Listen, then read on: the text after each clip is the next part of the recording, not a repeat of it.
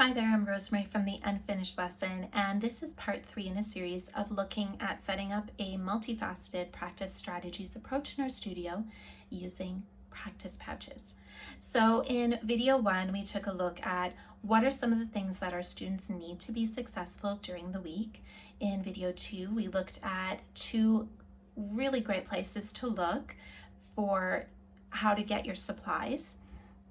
And then in video 3 here, or part 3, what we're going to do is look at how do we get parent and student buy-in, because you and I both know that if we don't get buy-in, if our clients, if our students don't see the importance of practice pouches, they're not going to use them, right? It's like anything else that we implement in our studios. So how do we get this buy-in? Well, there's a few things that we can do. Okay. I talked a little bit about this actually in video or part 1 and part 2. Putting the practice pouch in a binder, having a binder system works incredible. The reason for that is that it is incredibly easy to lose things, especially if it's just, oh, I'm going to quickly borrow this and then put it back at the piano. Having it in a binder, even our practice pouch in the binder, it helps our students keep everything contained. It also means that if parents are helping or doing the cleanup during the week, they're only moving a binder. They're not mistaking any of those tools for anything other than this is a piano supply that needs to stay here. Okay. The second thing that we can do to get buy-in is just make time in those first few weeks to actually use the practice pouch within lesson time. So in another video series, I talked about how important it is to onboard our clients and our students anytime that we start something new in the studio.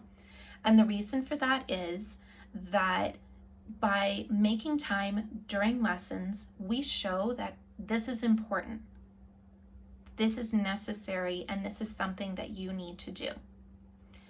It also means that if parents or students have questions, they can ask you during lesson time, right? I know a lot of us can get frustrated when we're getting texts, calls, emails, and it's like, but we already did this during lesson. Why are you contacting me? I don't feel like I ever get a break from work. And we need that balance, right? We need a balance between doing what we love, teaching music in particular, and then also having a life outside of the studio. So having an onboarding process where you make just a little bit of time, both parent and student. We want to make sure both of them are in on this, especially the younger that the student is, the more that the parents need to be involved, at least at first. And so going through it in lesson time makes a massive difference.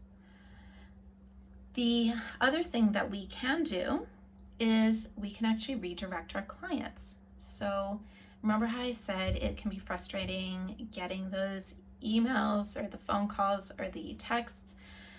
It amazes me that it will be 10:30 at night and I will get a text from a parent for a 6-year-old practicing. And I just don't answer at that point because I'm done my workday. But instead of responding with, this is what I want your child to do, if you have gone through it during lesson time, I would recommend make sure that there's a video clip so that students and their parents can easily access it and see how to use it. And you can do this if you teach online. Just grab that clip directly from lesson as, say, the speaker view, and then you can put it in their online storage. And I can link that below to that series. What you're going to do is just redirect them back to that. Hey, thank you so much for reaching out to me. So just like we did in lesson time, your child is going to be using this practice tool. If it's a little fuzzy as to how to use the tool, because I know that happens, just go to this spot, right? And so if you have online storage, say a tutorial video folder is a really great option.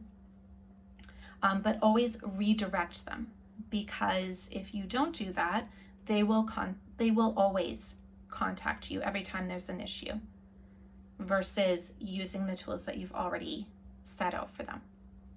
All right, so let's do a very, very quick recap here. What you're going to do is make it difficult to lose by placing it in a binder, the practice pouch.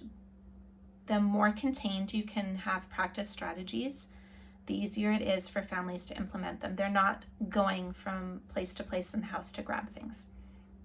2, make time in the first few weeks to onboard. What that means is you're going to be training mostly your students, but also their parents, how to use whatever it is in that pouch that they need to use. And you don't have to teach them everything right off the bat. I would actually recommend just focus on one tool at a time. 3rd, anytime a parent or a student asks for help during the week, redirect them back to the practice pouch. Even better if you have a tutorial video on how to use it that you can redirect them to. They are going to learn that time in lesson is really important to pay attention, because that's what they're going to be doing during the week. This gives you balance. And lastly, make it fun. We're more likely to use things when they're fun, when it's interesting, when it's engaging. We don't need to be a 3-ring circus, but just sitting and playing scales over and over and over again as if we're automatons is not interesting. Chances are students won't do it. If we can have a practice strategy that's fun and engaging while also educationally sound, then we can make sure that we do that. One of the ways that I've done this in my studio is using my 5 ways practice strategies.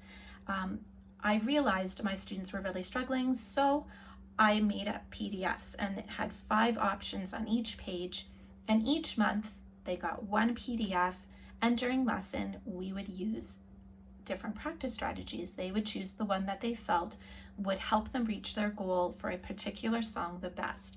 So again, putting it on my students that they needed to do, or that they needed to make the decisions, and we would practice it in lesson. If you're wondering more about that, I will drop a link to that below so that you can check that out. Otherwise, what I would like you to do before you go on with the rest of your day is write down exactly how are you going to get parent and student buy-in. Notice it didn't require a lot of emails, it didn't require a lot of things outside of lesson, and that's on purpose. We don't want to overwhelm our clients or students, but just write down a couple things that you're going to do so that they have buy-in. And then I hope you have an amazing rest of your day. Let me know how this goes in the comments below. What are some of the steps that you're choosing to implement so that practice pouches are a successful part of your studio approach? And I will see you in the next video.